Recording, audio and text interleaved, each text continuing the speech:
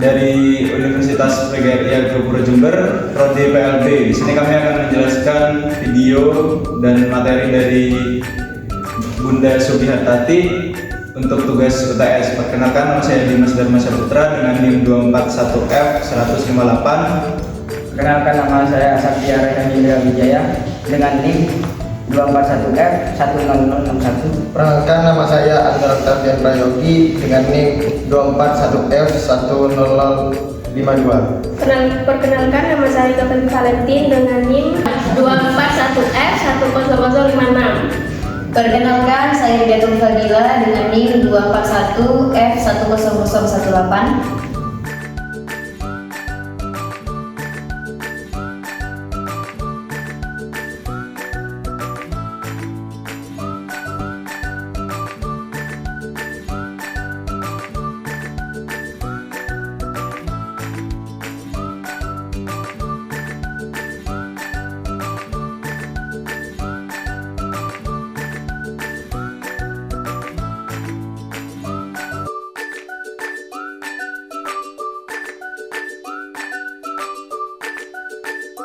Di sini kita akan membahas tentang anxiety disorder dan gejalanya itu dan pengalamannya itu dialami dari ibu saya yang selaku perawat pasien jiwa. Mungkin ada yang ditanyakan tentang anxiety disorder. Apa yang dimaksud dengan anxiety disorder? Anxiety disorder adalah gangguan kesehatan mental yang ditandai dengan perasaan khawatir, cemas atau takut yang cukup kuat untuk mengganggu aktivitas sehari-hari. Latar belakang dari keluarga pasien gimana? Latar belakang dari keluarga pasien itu sekarang usianya 18 tahun, baru lulus dari SMK. Nah, orang tuanya pasien itu dia itu lulusan SMP. Nah, nikahnya itu 17 tahun untuk ayahnya. Kalau untuk ibunya itu 15 tahun. Jadi sehari-hari orang tuanya itu kerja jadi buruh tani sama tukang becak. Pasien ini punya 2 adik yang masih sekolah. Rumahnya sekarang di tempat itu dikontrak, sering terlambat bayar. Jadi gitu. Oke, itu awalnya kenapa kok bisa kayak gitu? Penyebabnya itu kenapa dia kok bisa menjadi seperti itu gitu loh? Karena pola asuh yang kurang tepat, pola asuhnya orang tua yang terlalu otoriter, mengekang, tidak boleh keluar rumah karena merasa malu jika berteman dengan orang yang lebih berada. Pasien juga sering dimarahi jika meminta sesuatu karena ya ketidakadaan keluarga juga. Jadi sebenarnya keluarganya juga dari keluarga yang tidak mampu, tapi pasiennya mungkin minta yang aneh-aneh begitu ya. Iya, seperti itu. Jadi seperti itu untuk penyebab dari terjadinya itu sudah seperti dijelaskan oleh Rehan tadi, oleh Anggar tadi. Nah, sekarang untuk pergaulannya gimana? Pergaulan atau pertemanan anak, pasien jarang bergaul dengan teman yang lain karena merasa takut dan minder. Jadi sering menutup diri terus introvert gitu ya. Oh, iya.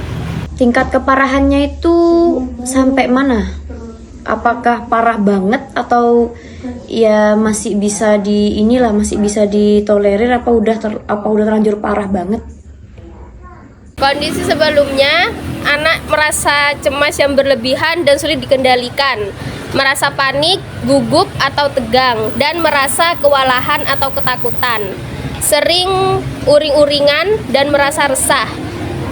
Tidak bisa tenang atau merasa selalu ketakutan, merasa mual dan ingin muntah. Dan merasa letih dan mudah marah, sakit kepala, tidur mudah terbangun, dan kesulitan berkonsentrasi. Nah, jadi berarti memang gejalanya itu separah itu sampai tidak bisa tidur, susah tidur atau tantrum terus. Berarti kondisinya memang seperti harus direhabilitasi gitu. Jadi untuk pertanyaan selanjutnya itu bagaimana kondisi setelah dia direhabilitasi? Nah, bagaimana untuk kondisi yang setelah direhabilitasi itu? Sesudah direhabilitasi selama 13 hari, pasien lebih dapat mengontrol emosinya, menyadari bahwa sesuatu yang menimpa dirinya adalah ujian yang harus dijalani. Punya rencana bekerja di Alfa atau Indomaret, mulai tenang dan tidak mudah kaget dan tidurnya.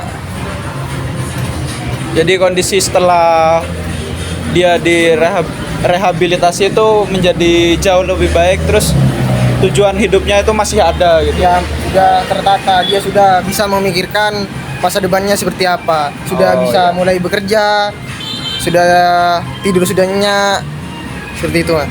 Berarti memang yang dibutuhkan untuk pasien anxiety disorder itu mungkin butuh sedikit cerita atau rehabilitasi.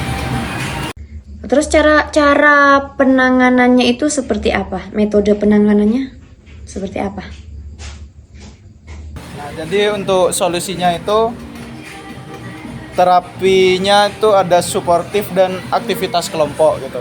Jadi seperti mulai dengan menciptakan grow with mindset atau pikiran yang terbuka. Jadi diajak untuk berbaur dengan orang lain, terus seperti bertemu teman-teman gitu-gitu. Soalnya kan dari gejala sebelumnya pasiennya itu tertutup, tidak mau berteman gitu-gitu. Untuk yang kedua ini sadari bagaimana kecemasan mempengaruhi ke tubuh. Jadi dia itu merasakan cemas yang berlebihan gitu, sampai kayak overthinking gitu-gitu. Sampai gak bisa tidur juga ya Mas ya? Sampai susah tidur gitu. Dan yang ketiga itu ada berbicara dengan diri untuk mengatasinya. Jadi mungkin kayak merenungkan gimana sih kedepannya aku ini mau gimana, mau bagaimana gitu-gitu. Dan yang keempat itu harus bisa menghadapi situasi. Jadi mentalnya tuh tidak boleh lemah. Misal ada masalah sedikit terus nyerah, nggak mau menyelesaikan gitu-gitu. Sama yang terakhir ini konsultasi ke psikolog atau psikiater. Nah, cara yang terakhir ini bisa dibilang ampuh karena kita ada teman untuk cerita, untuk berbagi pengalaman gitu. Sudah, itu saja untuk terapinya. Itu saja untuk kelompok kita hari ini. Terima kasih. Kurang lebihnya mohon maaf. Assalamualaikum warahmatullahi wabarakatuh.